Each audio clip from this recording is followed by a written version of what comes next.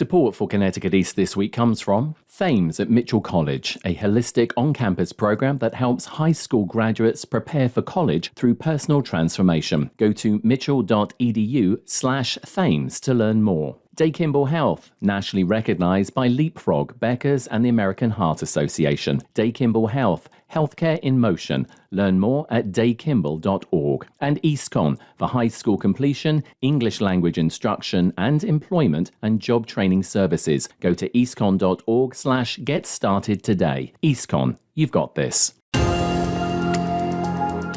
They help companies across the nation with their digital transformation. We talk to Reality Interactive, based in Middletown, on how they're connecting businesses and customers in the digital age. Plus, we take a look at other stories making the headlines from around the region. This is Connecticut East This Week.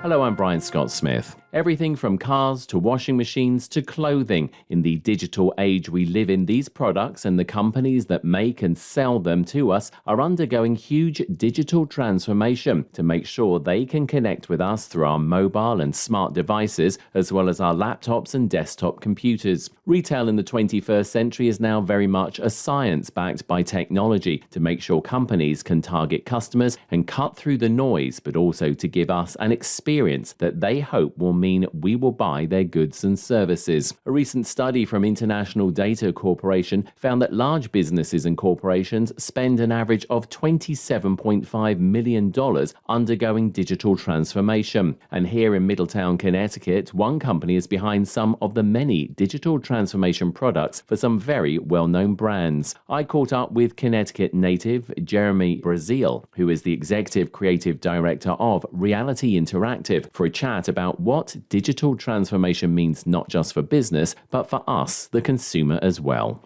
Jeremy, thanks for joining us. Oh, thank you very much for having me. Pleasure. As I lead us into the interview, I mentioned the fact that if people have been into stores or touched things, they've had interactive displays, or maybe they've used something on their phone, there's a high probability that Reality Interactive might have been behind that, which is mind-blowing. Yes, that's a very fair assessment. We don't think about the companies behind who have to create not only the technology, the software, the experience. Yes. Talk to us about it. It's actually really exciting because it's something that we, I suppose as a society now, we almost expect to be able to touch things and see things and be visually excited by stuff. But we don't, as I say, we don't give a second thought as to actually how does that happen? Who's behind it? Yeah, that's very true. Been in creative development, digital development, advertising, this and that for my entire career. And I think creating digital experiences like this is the most rewarding because of its level of impact. It's a direct impact to how people approach their day-to-day life, buying products, experiencing information gathering at retail or online. So yeah, it's very, very rewarding. And we pay a lot of attention to user behaviors and ensure that every step they're taking is as efficient as possible to communicate,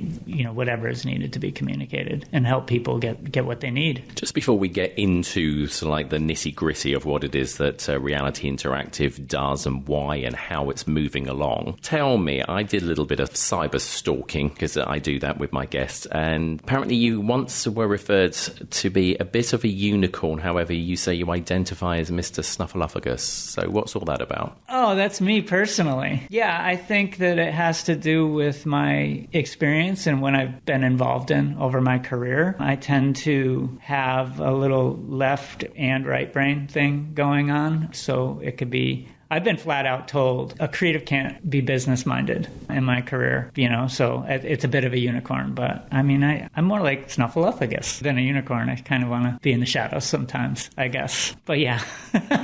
But that said, I mean, before you came here, we'll just very briefly touch upon this. I mean, you've worked for some big brands, Lego, Coca-Cola. These are not insignificant brands. You had huge jobs with them. Obviously, you've now brought that collective experience and knowledge to Reality Interactive. How do you, I don't want to say scale it down because you're probably not scaling it down, you're probably scaling it up, but how do you bring all of that together and then sort of like and bring it to this type of organization? And how does that help? Well, that's a really fantastic question.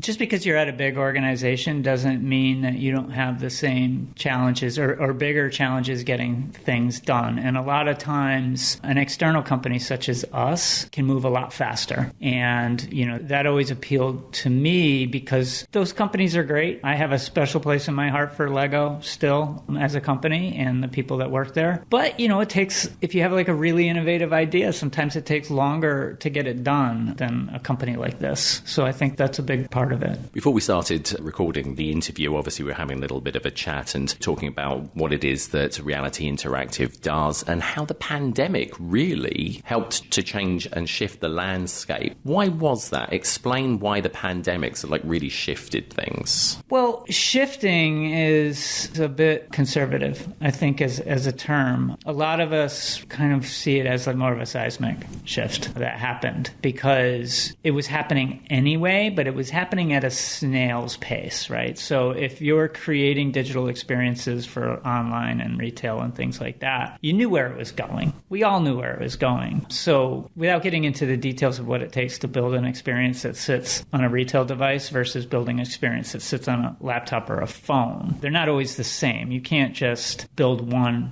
for both of those at the same time, right? So scenarios. So companies like us, and especially us, because I know firsthand, we were already looking at that. We were already saying, okay, 5 years, you know, so in 2018 or 2019, we were saying like 5 years, like we need to be building a solution not only for retail that is also accessible to people's phones. As soon as COVID happened, it changed overnight. Like that actually became very real in that moment. Like people aren't going to be at retail or anything for the next who knows how long. These companies and restaurants and things like that need to still be able to reach those people or they're not going to survive. And so that really accelerated everything. And then the adoption rates. So there's really fast forced adoption rate of ordering technology, for example. If you take that one thing of like your ability to order a product or food to be picked up at your local restaurant once they started opening, that alone, the adoption rates went through the roof because people had no other choice. And then what happened was they're like, wow, I have security in this. Like I don't have to worry about this. Like my payment information is safe. Kind of the same thing that happened years ago when people were deciding to start buying things online. All that happened. And then you know what? People realized it was saving them time and they've kept doing it because they're using better use of their time, you know, like to do things that they enjoy more, to spend more time with their families. It's been a huge increase of certain hobbies, right? That happened. So all these things are kind of converging to create this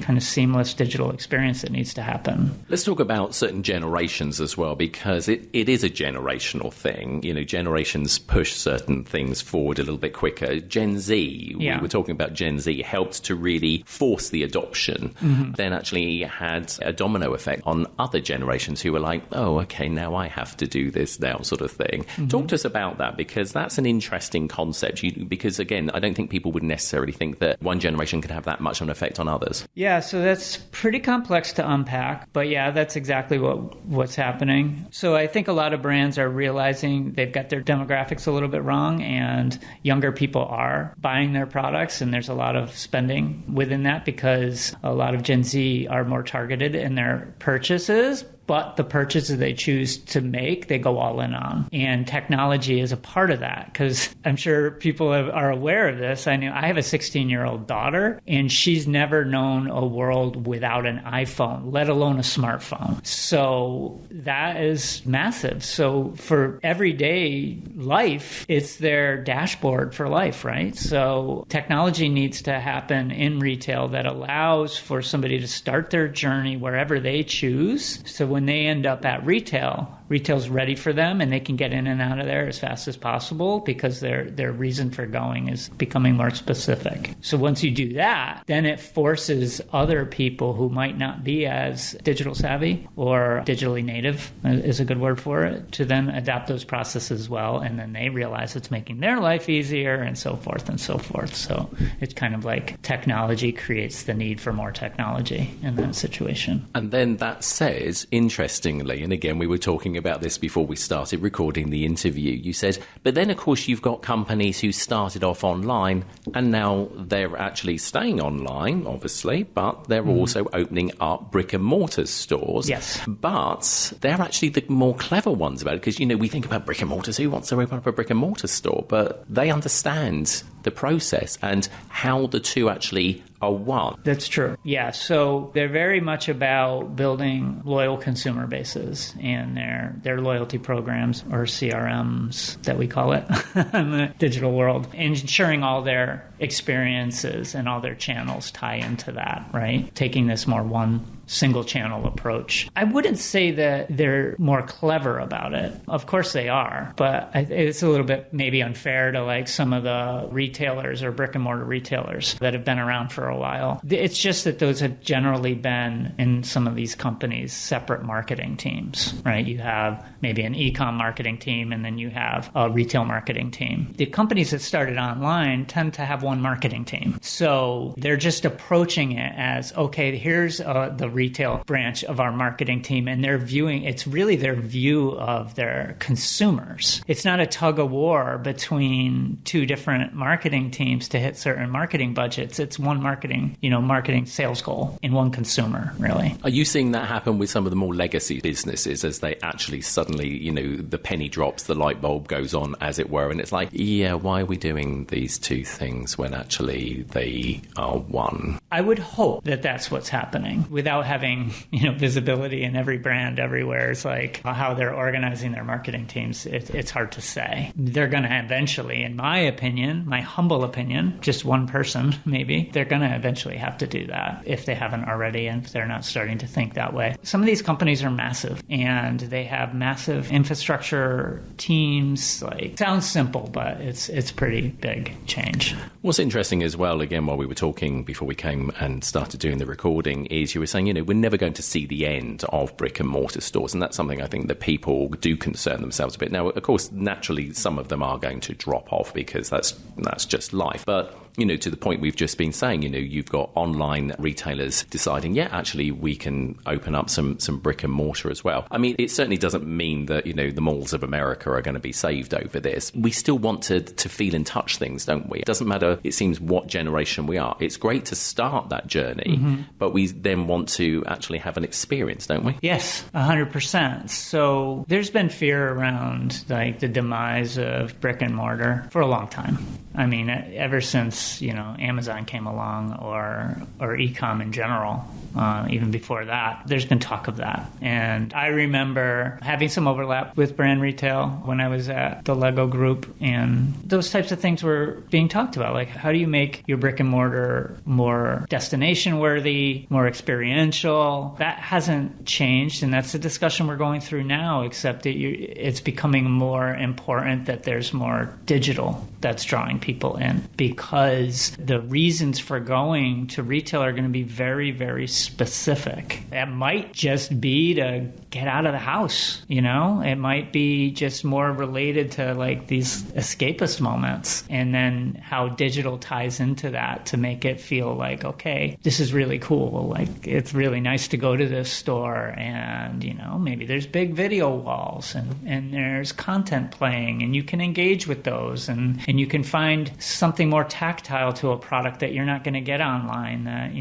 those are the types of things that are going to draw people in, and digital is going to be a big part of that. The other thing that we're seeing is, and I don't want this to come off wrong, but we're seeing a less knowledgeable sales associate, and it has nothing to do with them having knowledge. It has to do with them having knowledge of a bunch of different products across multiple brands that are more complex, that type of stuff, So digital needs to help sort that. It needs to help the customer or the consumer who's coming in find something a lot quicker and get the information they need that's just for them and guide them through this purchase journey faster. And then it needs the sales associates to be able to get that information just as fast. And then they marry up at some point. Which is not necessarily a bad thing because, and no disrespect to any like sales associate listening to this, sometimes they're busy and of course you walk into a store and you can't get the attention of a sales associate straight away. And this is even pre-pandemic. So the fact is, if you can go into a store, start, interacting with some technology, and then, as you say, finish that journey with the sales associate, that's good use of your time. Yeah, and then you're getting into more CX side of it too, where the information around that consumer is traveling with them. So once they step through the threshold of that door, right? So they can be met in more of a curated way, which is super powerful. Like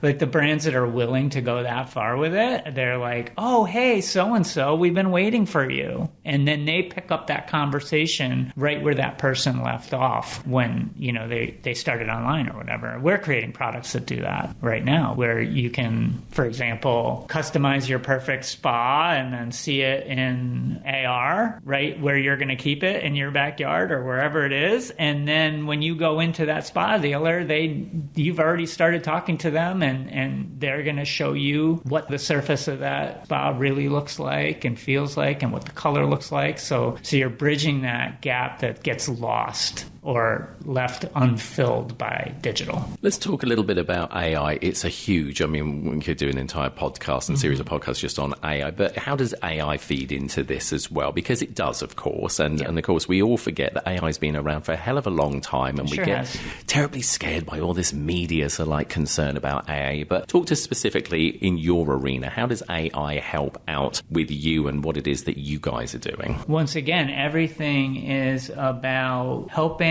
the product or purchase journey become faster, right? So AI helps with that. AI helps with product recommendations. It helps being more predictive because, and as you said, it's been around for a while, but really what it is the technology has advanced so quickly that so much information can be processed in a millisecond to provide a recommendation, and building that into retail solutions or digital solutions in general is powerful. And it's exactly what it is just helping somebody get what they need to get done faster. I think the concerns come from misinformation, and not necessarily misinformation about what AI is, but the worry that the wrong information is going to be provided, right? Or that people are going to be able to cheat on something. But when, things like that. But in relation to what we do, it's strictly about when the digital's looking at that consumer, this is what you're looking for. We hear you. We want to help you. And here's your recommendation as fast as possible. Do you think as well as it gets smarter, we'll stop getting those adverts after we've actually purchased something on like our social media for something we've actually just purchased as well? Because that's always annoying. It's like, oh, I've just purchased this. And then you go on your social channels and all of a sudden there it is. And it's like, but I've just purchased that. Why doesn't it understand? Yeah, well, I'm not Nostradamus, but I'm willing to bet no, that's probably going to continue because that's not necessarily the fault of the AI. It's the fault of the marketer, right? So who knows?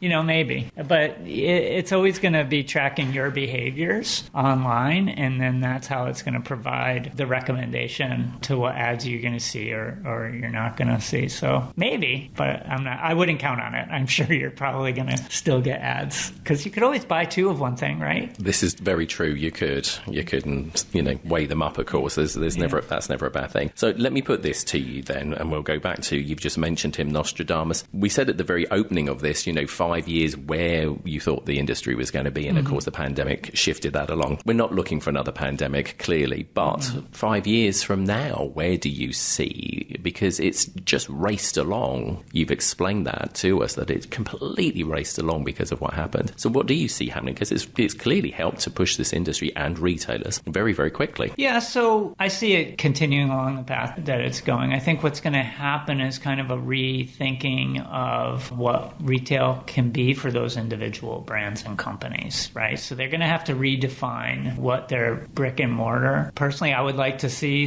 terms like brick and mortar just go go away. And it's not that I don't think that established retail is important and people want it. I think it's just going to be transformed into something that is more targeted for what it needs to be. And we're going to continue on those journeys. So you might see things more about the brand story of a company, their brand identity more. There's already companies like that are doing that really, really well, where you're going in and it's almost like a museum history piece on like why that product is special and the effort that goes into creating it and why it's important. So I think we're going to continue to see stuff like that, like this more, I mentioned it earlier, but escapist approach to retail. There is going to be a push to be ensuring that any digital in-store ties closely into a person's device, their own personal device, and those work seamlessly together. But I don't see that replacing digital at retail, right? So I think that the digital at retail is still going to need to be really, really effective and a part of the experience. So you think they're just going to build on that whole loyalty factor with education, saying, hey, this is who we are, this is the history of our company, and this is why we're such a good company for you to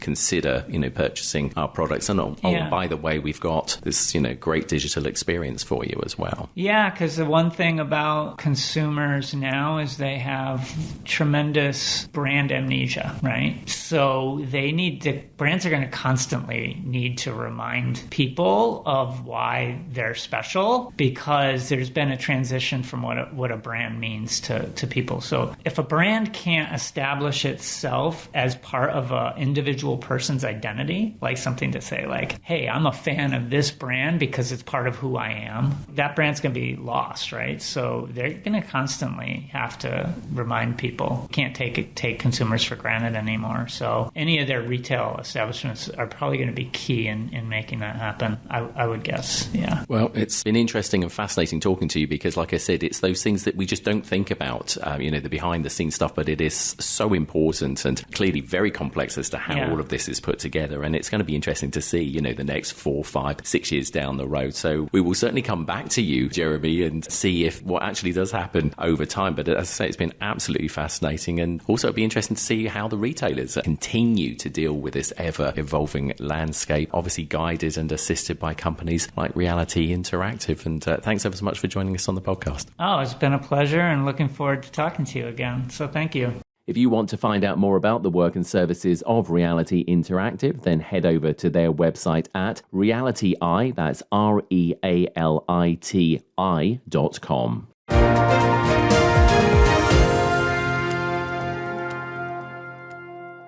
Connecticut East this week is made possible by EastCon. Know someone who wants to learn English? Enroll today in one of EastCon's free English language learner programs offered virtually and in person. Learn English to get a better job, to access training or college, to help your children with school, or to prepare for US citizenship. Succeed from registration to graduation with flexible classes that suit your busy lifestyle. Visit eastcon.org/get started today and take your first step towards a brighter future. EastCon, you've got this. And Thames at Mitchell College, a college transition program on Mitchell's waterfront campus in New London. Mitchell offers a culture of radical possibilities where students with learning or processing differences can thrive, easing into college with supportive faculty and a strong social network. Within this tight-knit living and learning community, Thames students build executive functioning skills, earn college credit, learn strategies for independence, and experience transformative growth. Learn more at mitchell.edu. And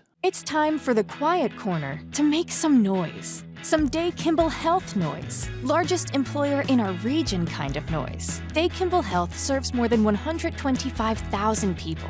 Offers cardiology, orthopedics, and oncology specialties. It's having the region's only comprehensive and accredited breast center kind of noise. We are nationally recognized by Leapfrog, Becker's, and the American Heart Association. Day Kimball Health. Healthcare in motion. Time now for a look at other stories making the headlines this week. Connecticut Senator Richard Blumenthal, who chairs the Senate Permanent Subcommittee on Investigations, has released documents recently from the U.S. Coast Guard relating to a 2018 report called Operation Fouled Anchor that looked into the mishandling of sexual assault in the Coast Guard over a number of years. Blumenthal says the redacted documents they have received are troubling and raise new questions about the report that was covered up. This document also reflects the reason that the decision was made not to disclose, in other words, to withhold information from the public and from Congress. It was, in fact, that disclosure will risk the initiation of comprehensive congressional investigations, hearing, and media interest. Blumenthal said the subcommittee will be seeking to obtain unredacted versions of the documents and, if necessary, will issue subpoenas against the Coast Guard if they fail to cooperate, as well as formally identifying handwriting on the documents they've received as that of a former Vice Commandant of the Coast Guard. To confirm that this handwriting is that of Admiral Charles Ray, Vice Commandant of the Coast Guard, but also who was involved in making this list of pros and cons in favor of disclosure and against it, who was aware of this purposeful strategy to deceive the public and Congress. Blumenthal said a separate investigation into the buried report has also been launched by the Office of the Inspector General and says he cannot rule out the possibility of criminal prosecutions once all investigations are completed. Connecticut East this week reached out to the Coast Guard for comment on the documents and the Admiral's handwriting, but received no response to our inquiry. The City of New London has placed a lien on the former First Congregational Church that collapsed in the downtown area in late January. The steeple of the church crashed through the main building, resulting in the entire church having to be demolished. Mike Passero is the mayor of New London and said with demolition bills unpaid by the church, the city has had to take action. Under the law, we only have a certain amount of time to place a lien on the property, 30 days, a very short window. So we explained to them that our intention was, once we got the bills, to share them with the church, but at the same time, we were going to file the lien just, as a matter of course. So it was not an aggressive or hostile move, just need to protect the taxpayers' interest. The cost to demolish the church and make the area safe has amounted to just under $250,000. Passero said when the church collapsed, they had no option but to act. We acted under our public safety emergency powers to hire the demolition crew, to hire the environmental testing, and all of the public safety response units in the city. That was all due to the public emergency. And we were very fortunate. Dealing with a public emergency that was strictly a collapsed building. There was nobody inside the building at the time of the collapse. Then it would have been a mass casualty. Pastor James Levesque of Engaging Heaven, who owned the church, had said they intended to repay the city, but so far no money has been forthcoming, and the church has instructed lawyers to act on their behalf, citing a dispute with an insurance company over a church policy that apparently lapsed. Final public hearings concluded recently for Connecticut ratepayers to comment on 2 proposed rate increases for gas utilities in the state. Edwin J. Vieira of the Connecticut News Service has this report. Connecticut Natural Gas and Southern Connecticut Natural Gas filed for rate increases in 2023. CNG wants to boost company revenues by $20 million with a 1-year rate plan beginning November 1st. SCG is looking for something similar to raise revenues by $41 million. John Erlinghauser with AARP Connecticut says if these are approved, customers would be hit beyond their gas use. Connecticut Natural Gas wants to raise their customer service charge from $18 to $21.25. Southern Connecticut Gas wants to go from $15.64 to $21.25. And we find that to be outrageous, particularly because they'll be paying that increase before they even turn on the heater. He notes this affects conservation efforts as well, since people are going to pay more before using their appliances. Even state officials aren't happy about the proposed increase. In a statement, Attorney General William Tong said they'd be too much for families to pay. Comments can also be filed on the Public Utilities Regulatory Authority's online filing system or by emailing pura.executivesecretary@ct.gov. I'm Edwin J. Vieira. And components for the final wind turbine for New York's South Fork Wind Project have left New London's State Pier recently. A barge carrying 3 blades, tower sections, and a nacelle headed 35 miles east of Montauk Point to complete the 12-turbine offshore wind farm. South Fork Wind has been delivering power to Long Island's power grid since December of 2023. The 132-megawatt project, developed in partnership with Danish energy company Ørsted and New England energy company Eversource, will provide enough renewable energy to power 70,000 homes. Components for Connecticut's first offshore wind farm, Revolution Wind, are expected to arrive at State Pier in New London starting in spring, although Revolution Wind is currently the subject of 2 lawsuits filed by 2 Rhode Island heritage organizations who say the Bureau of Ocean Energy Management, or BOEM, ignored the National Historic Preservation Act and National Environmental Policy Act when they awarded leases to Ørsted and Eversource to build the wind farms.